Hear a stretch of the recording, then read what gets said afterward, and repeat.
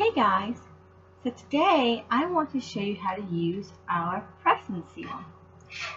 So we're going to make a peanut butter sandwich. So,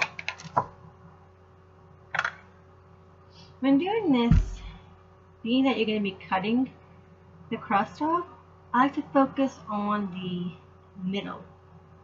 That way you don't waste too much peanut butter.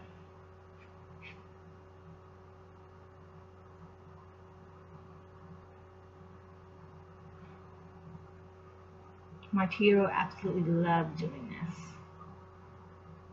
Okay? Good. Focus in the middle. Put that.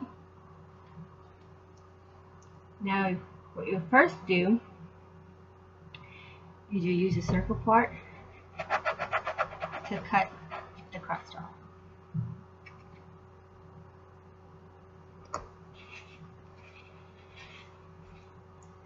Then you press this down. You press this down, it makes the edges all seal. And take a little bitty peanut butter sandwich pie. So I really love this little gadget, especially with all those kiddos going back to school. Makes a very cute little lunch for them.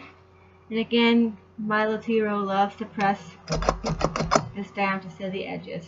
So your kids will like making that with you.